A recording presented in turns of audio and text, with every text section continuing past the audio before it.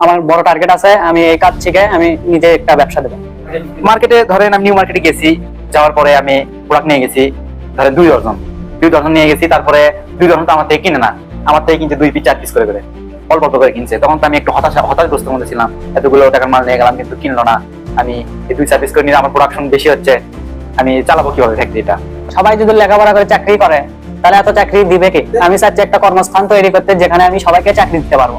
আগে আমাকে মানুষ চিনতই না, বর্তমানে এমন হয়েছে যে আমি মানুষকে চিনি না, মানুষ আমাকে চিনি। আর আমাকে চিনার কারণটা হচ্ছে আমার প্রোডাক্টের কোয়ালিটি 100%, একবারে ফিনিশিংটাই আলাদা।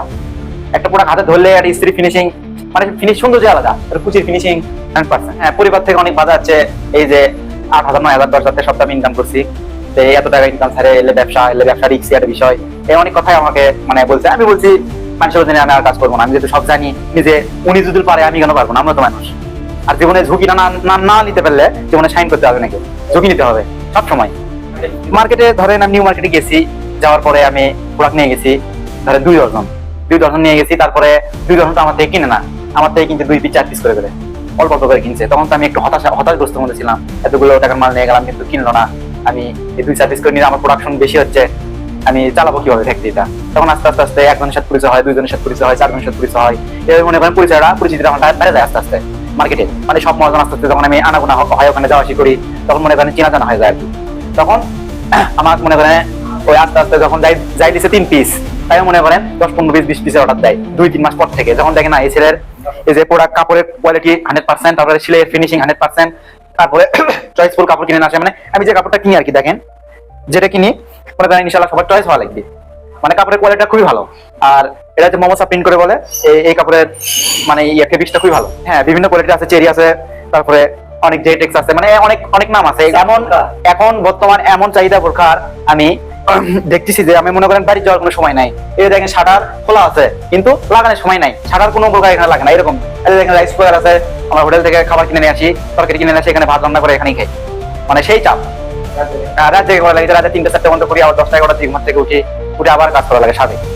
আমার হচ্ছে প্রথমে ছিল হচ্ছে 3টা মেশিন, তারপরে আমি আরো 3টা কিনছি, মানে এভাবে আমার মনে করেন আস্তে আস্তে আমি বড় হচ্ছে আর কি। বড় হওয়ার কারণটা হচ্ছে পরিশ্রম। আমি কঠোর পরিশ্রমের মাধ্যমে মনে করেন এইটুকু এই পজিশনে আছি আর কি। আমার সাতকার দিলে বন্ধু বান্ধব চ্যাংরা ম্যাংরা বলে এখনো খেলে বেড়াই বেড়াবে। আমি ওর সাথে পড়ালেখাও করি, বাট এই যে মনে করেন ব্যবসাও করি। ঘটনা হচ্ছে আপনি যদি এই ব্যবসার মধ্যে না আসেন আপনি কোনো কিছু বুঝতে পারবেন না। আপনি আগে আসতে হবে, দেখতে হবে, জানতে হবে, তারপরে আপনাকে ব্যবসার দিকে ঝুঁকে পড়তে হবে আর কি। ব্যবসা অজস্র পরিশ্রম অনেক। পরিশ্রম ছাড়া কোনো কিছু হয় না, এটা তো সবাই জানেন আর কি। পরিশ্রম ছাড়া কিচ্ছুই সম্ভব না। আর তুমি যদি সৎ এবং নিষ্ঠাবান হয় অবশ্যই চলবে, এবং কথার যদি দাম থাকে, ভ্যালু থাকে, অবশ্যই। সেল বেড়ে গেছে, এখন কারিগর 6টা মেশিন আবদ্ধ আছে, ইনশাল্লাহ আরো 6-7 জন কারিগর খাটানোর ইচ্ছা আছে আর কি। মার্কেটে ধরেন আমি এই যে যারা মাল লাগবে তারা আগে ফোন দেয়, ভাই এই কালারে এই মাল লাগবে, হোয়াটসঅ্যাপে ছবি দিয়ে পাঠাই। আমি আগে হোয়াটসঅ্যাপে ছবি দিয়ে পাঠাই, তারপরে ওরা চয়েস করার পরে ওরা আবার পরে দেয় এই প্রোডাক্ট আমার লাগবে, ওই অনুযায়ী ওদেরকে আমি দিয়ে দিই। শিখি বড় ভাইয়ের সাথে কাজ শিখি, শেখার পরে আমার বড় ভাই তখন 2জন আলাদা হয়ে যায়। তারপরে মনে করেন আমি একা কাজ করতে টাকা জমিয়ে তারপরে আমি এই ব্যবসার সিদ্ধান্ত নিই। আমি বর্তমানে লেখাপড়ার পাশাপাশি এই ব্যবসা করি।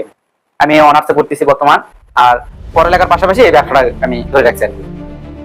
আর আমার প্রোডাক্ট হচ্ছে একবার পিওর 100%। আমরা কোনো একটা কাপড়ের কোয়ালিটিতে একদমই ছাড় দেই না, একটু রেট 2 টাকা বেশি কিন্তু কোয়ালিটি 100%। আপনার যেখান থেকে নেবেন, অনলাইন হোক হোক, কোনো সমস্যা নেই, অর্ডার দেবেন, আপনার বাসায় মাল পৌঁছে যাবে, কোনো সমস্যা নেই। আমরা হচ্ছে ঢাকায় যাই, গিয়ে মনে করেন এই ফেব্রিক্স গুলো নিজে চয়েস করে থান বাই থান কিনে নিয়ে আসে ট্রান্সপোর্টে দিই, ট্রান্সপোর্ট থেকে একবার সরাসরি আমাদের এখানে আসে, বুঝছেন? আসার পরে এখানে আর এভাবে কাটিং হয় আমাদের এখানে। কাটিং হওয়ার পরে প্রত্যেকটা কারিগর চলে যায়, সিলাই হওয়ার পরে এই যে এরকম প্রসেসিং এ আমাদের হিজাব বোরকা সবকিছু মনে করেন তৈরি হয়।